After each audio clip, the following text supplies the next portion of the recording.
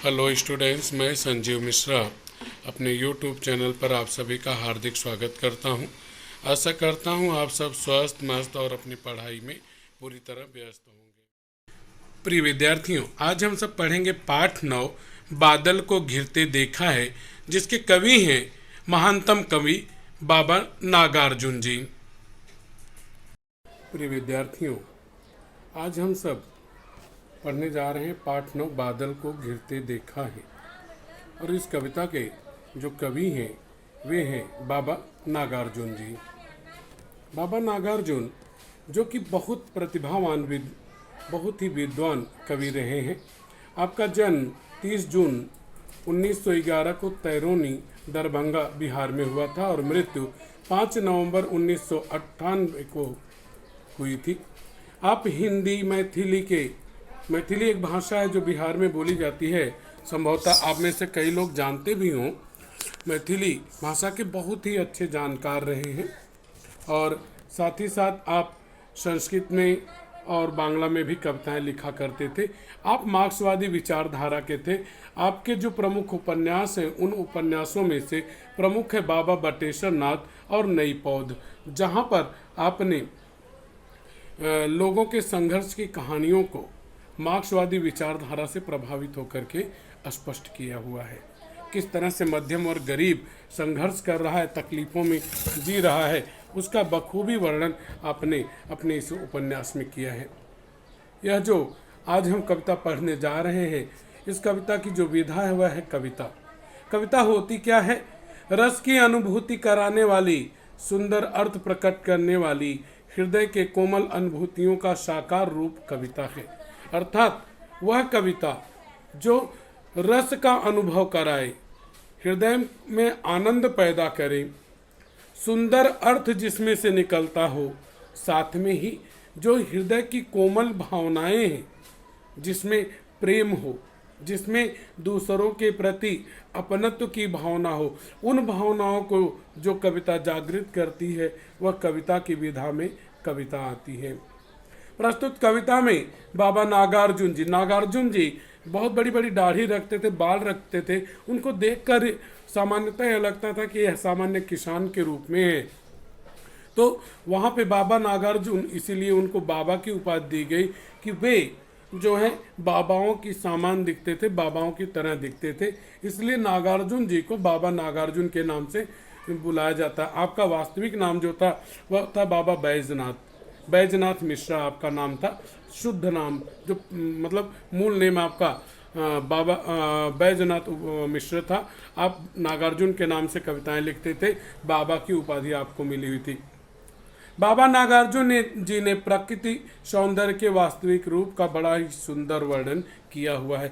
यहाँ पर इस कविता के माध्यम से कवि ने जहाँ पर हिमालय के सौंदर्य का वर्णन किया है, वहीं पर कवि ने हिमालय के आसपास जो खूबसूरती है, जो सौंदर्य दिखाई पड़ता है, उसका भी मार्मिक वर्णन किया हुआ है।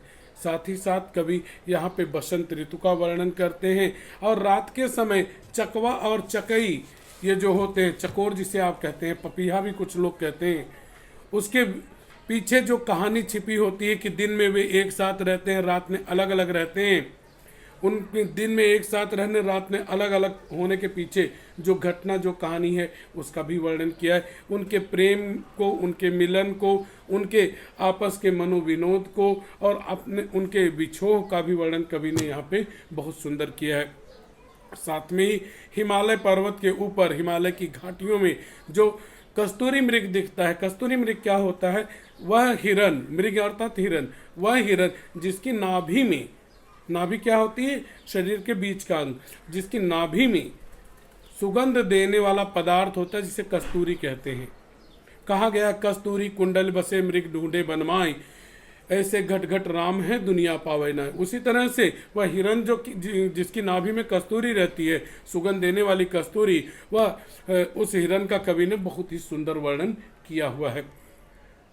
अंत में कवि यह स्पष्ट करते हैं कि मुझसे पहले जो कवि हुए हैं, जिन्होंने हिमालय के सौंदर्य का वर्णन किया है, बादलों का वर्णन किया है, मेघदूतम के रचयिता कवि कालिदास, उन्होंने संभवतः अपनी आंखों से हिमालय पर मेघों को, बादलों को उमड़ते घुमड़ते संभवतः नहीं देखे थे, जिसके कारण से उनकी कविता पूरी की पूरी तरह काल्पनिक थी।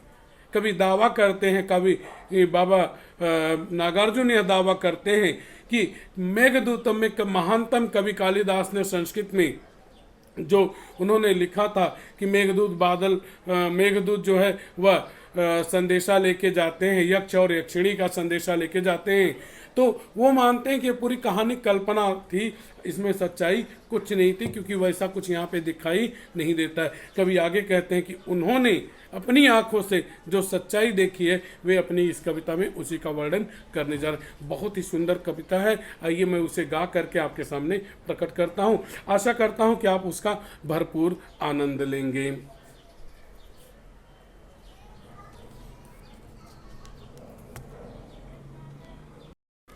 आइए, जैसा मैंने कहा, कविता का हम सब आनंद लेंगे और इसको गा करके देखेंगे कि कवि बाबा नागार्जुन क्या कुछ कहते हैं। उम्मीद करूंगा कि आपको रस का आनंद दे सकूंगा मैं।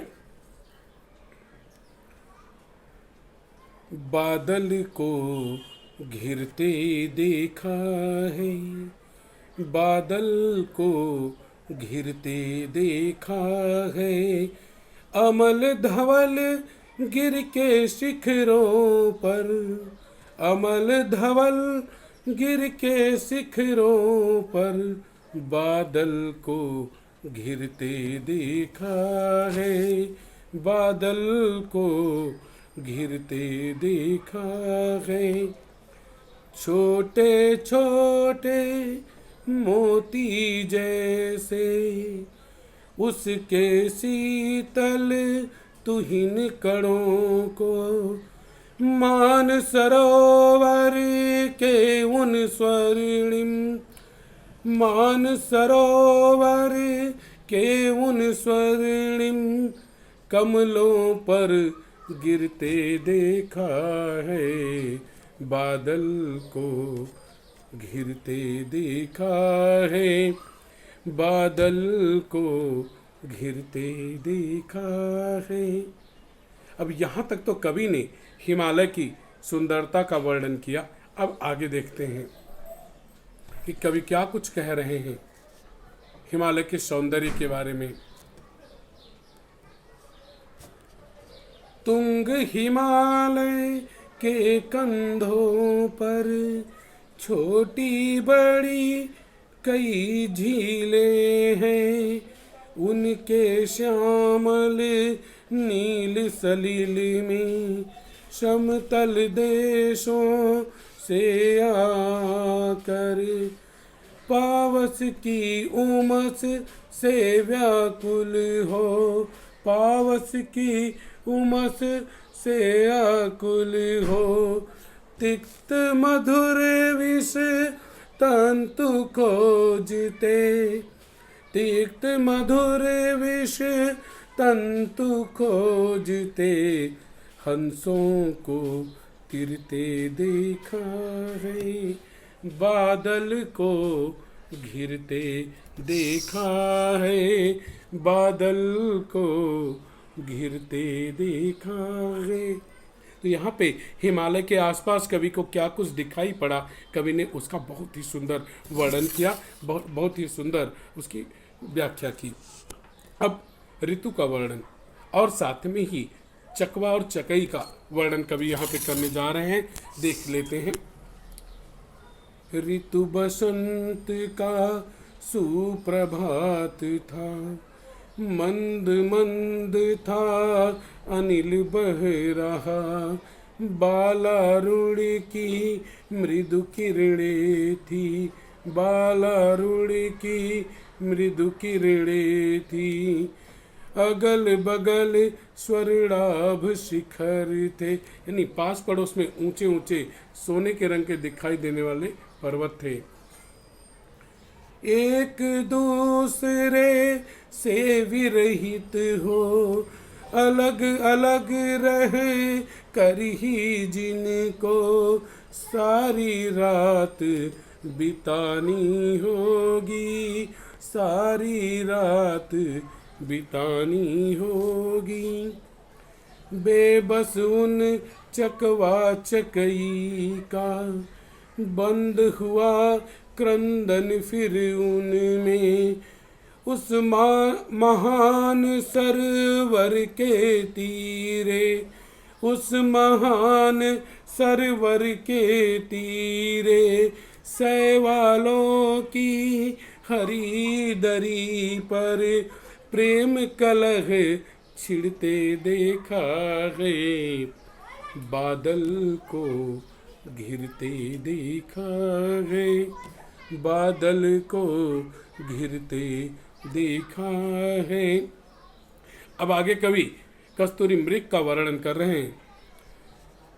7 सहस्त्र फुट ऊंचाई पर दुर्गम बर्फानी घाटी में, अलग नाभि से उठने वाले निज के उन्मादक परिमल के पीछे धावित हो कर, के पीछे धावित हो कर, तरल तरुण कस्तूरी मृग को अपने पर चिढ़ते देखा है।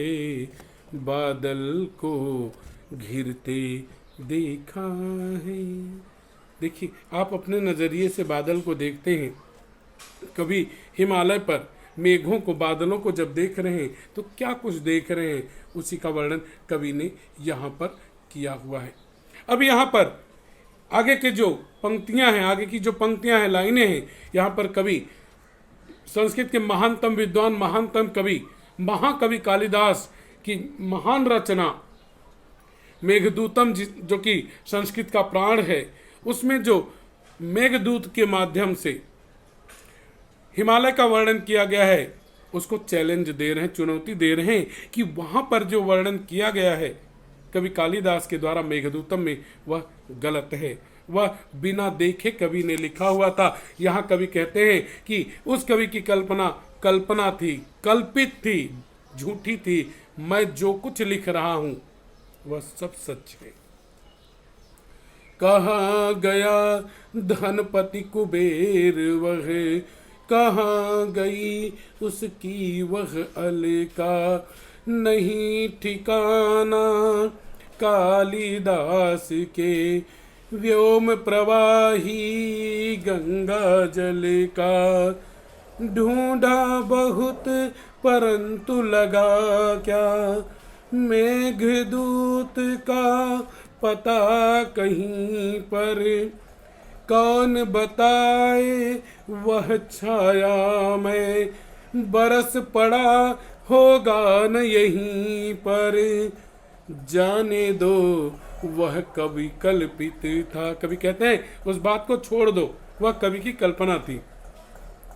जाने दो वह कवि कल्पित था, मैंने तो भीषण जाड़ों में नभचुंबी कैलाश शिखर पर, महामेघ को झंझानील से गरज गरज भिड़ते देखा है।